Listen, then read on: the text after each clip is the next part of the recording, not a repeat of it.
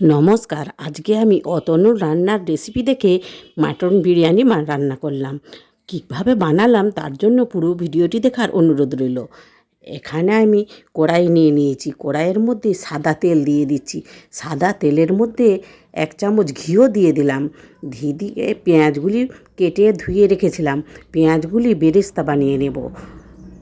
এইভাবে ফুল আঁচেই কিন্তু বেরেস্তাটা বানিয়ে নিতে হবে। এখন আমার বেরেস্তা দেখুন কত সুন্দর ভাজা হয়ে গেছে। এখন অল্প আমি তুলে রেখে দেব। অল্প তুলে রেখে এর মধ্যে জল দিয়ে দেব।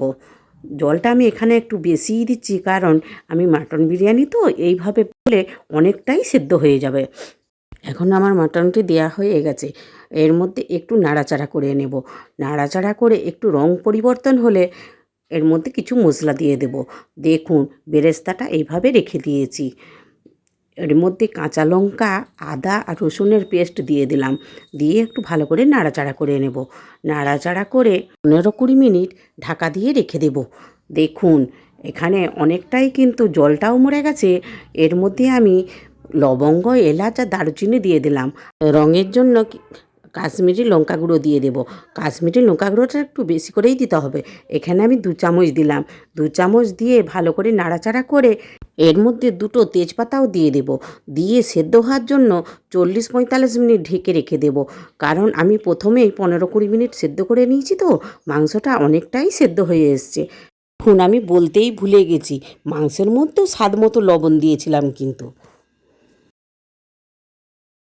এখন মাংস 80% সিদ্ধ হয়ে গেছে। আমি 100 গ্রাম টক দই ফেটিয়ে ভালো করে রেখে দিয়েছিলাম। এই টক দইটি এর মধ্যে দিয়ে দেব। এই টক দই দিলে মাংসটা ভেঙে যাবে না, গোটা গোটাই থাকবে। দিয়ে ভালো করে নাড়াচাড়া করে নেব। আবারও আমি 5 মিনিট ঢাকা দিয়ে রেখে দেব। এখন চলুন ওইদিকে আলুগুলো ভেজে নিই। এখানে একটা কড়াই নিয়েছি, কড়াইয়ের মধ্যে সাদা তেল দিয়ে দিলাম। তেল গরম হয়ে গেছে, আলু দিয়ে দেব। আলুর মধ্যে মাংস কষার যে তেলটা বের হয়, সেই তেলটা একটু তুলে দিয়ে দেব। আলুর মধ্যে মাংসর রসটা একটু ঢুকেও যাবে, আলুটা খেতে ভালোও লাগবে। এখন মশলা থেকে মাংসের পিসগুলি তুলে নেব। অনেক দিনের ইচ্ছা ছিল অতনুর বিরিয়ানি দেখে বিরিয়ানি আমি বানাবো। আজ আমার পূর্ণ হলো। সত্যিই খেতে অসাধারণ হয়েছে। আমার মেয়েরা তো অতনু রান্না দেখে অনেক কিছুই রান্না করে, আজকে আমিও বানিয়ে ফেললাম।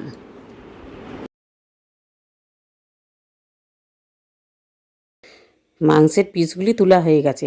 এই মশলাটি নামিয়ে রেখে দেব। এখন আমি একটি হাঁড়ি বসিয়ে দেব। হাঁড়ির মধ্যে ভাতটা তৈরি করে নেব। এখানে হাঁড়ি বসিয়ে দিয়েছি, হাঁড়ির মধ্যে জল দিয়ে দিলাম। জলের মধ্যে লবঙ্গ, এলাচ, দারুচিনি আর একটা তেজপাতা দিয়ে দিলাম। 1 চামচ লবণ, 1 চামচ সাদা তেল আর 1 চামচ শাহি জিরে দিয়ে দিয়েছি। জলটি ফুটুক, ততক্ষণ আমি মশলা থেকে তেলটি তুলে নিই। তেলটি আলাদা করে রেখে দিতে হবে। আর বাকি মশলাটা একটা ছাঁকনি নিয়ে ভালো করে ছেঁকে নেব। আসলে যে বাকি মশলাটা থাকবে সেই মশলাটা আমি ব্যবহার করব না, ওইটা অন্য কিছু দিয়েও ব্যবহার করা যাবে। এটা আমি রেখে দেব। এখন আমার মশলাটি খুব ভালো করে ছাঁকা হয়ে গেছে। এইভাবে বানালে তবেই তো দাদা বৌদির বিরিয়ানি হয়।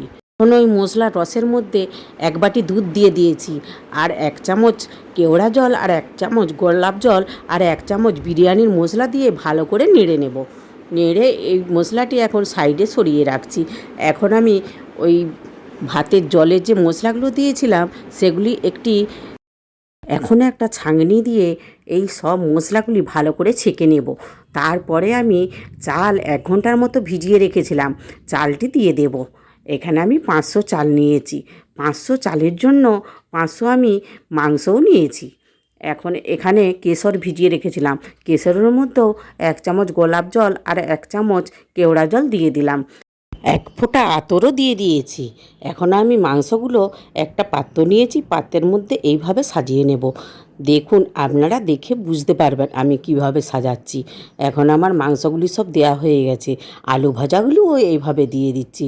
এখন মাংস যে রসটি তৈরি করে রেখেছিলাম সেই রসটিও এর মধ্যে দিয়ে দেব। কিছুটা দেব আর কিছুটা পরে আবার আমি ব্যবহার করব।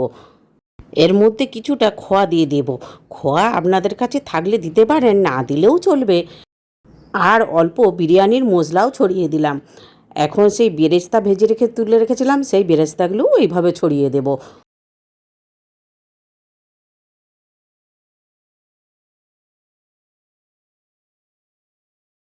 ভাতটা এখন সম্পূর্ণ করলাম না, 60% মতো হয়েছে, তখন একটা লেয়ার দেব।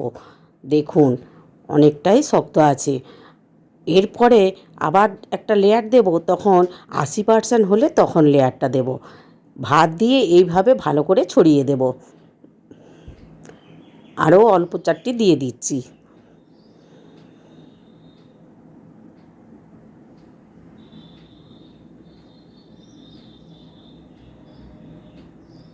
কেশর জল, কেওড়া আর গোলাপ জল রেডি করে রেখেছিলাম, সেই জল চামচে করে ছড়িয়ে দিচ্ছি।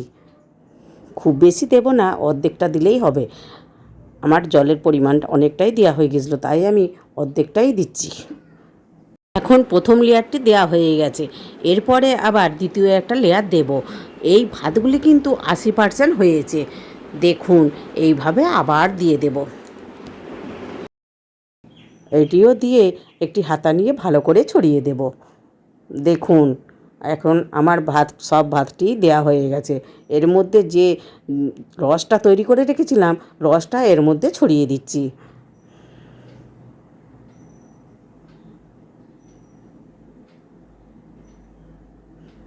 আর অল্প বিরিয়ানির মশলাও দিয়ে দেব। এখন অল্প আটা মেখে রেখেছিলাম, আটাটি এই পাত্রটির চারদিকে দিয়ে দেব, দিয়ে একটা ঢাকা দিয়ে ভালো করে সিল করে দেব।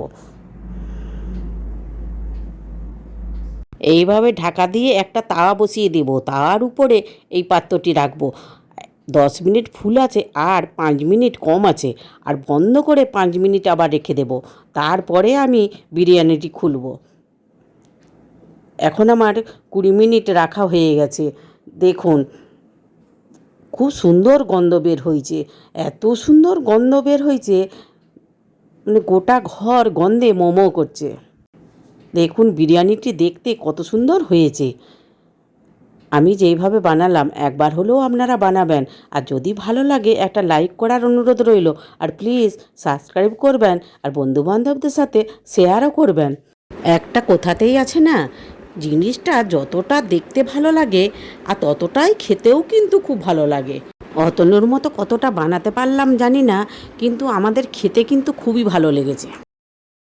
কেননা দাদা বৌদির বিরিয়ানি আমরা খেয়েছি, আমার মেয়ে কলকাতায় থাকতো তো তখন ওইখান থেকে এনেছিল, আমরা খেয়েছি, আমাদের খুবই ভালো লেগেছিল। আর এই বিরিয়ানিটাও একই খেতে লেগেছে আমাদের, আমার মেয়েদের তো খুবই ভালো লেগেছে। একটা থালায় আমি নিয়ে এনেছি, দেখুন বিরিয়ানিটা কত সুন্দর ঝরঝরে হয়েছে, আর রঙটা কত সুন্দর হয়েছে, আর সত্যি খেতে অসাধারণ অসাধারণ। অতনুর বিরিয়ানির রেসিপি দেখে আমি রান্না করলাম, এর স্বাদ বলতে হয়, মানে বলার নয়, এত সুন্দর হয়েছে। আমার মেয়েরা বলেছে আর মা অন্য রকমভাবে করো না, এইভাবেই তুমি বানাবে, দারুণ খেতে লাগছে। আমি কতটা আপনাদেরকে বুঝাতে পারলাম আমি বুঝতে পারছি না। আপনারা ভিডিওটা ভালো করে দেখবেন, দেখলেই বুঝতে পারবেন আমি কিভাবে করছি। খুবই সহজভাবে আর তাড়াতাড়িও হয়ে যায়। ভিডিওটি শেষ পর্যন্ত দেখার জন্য ধন্যবাদ। আবার দেখা হবে নতুন কিছু রেসিপির ভিডিও নিয়ে মমতাজ কিচেনে। আপনারা ভালো থাকবেন, এইভাবে আমাকে সহযোগিতা করুন। এবার আসি।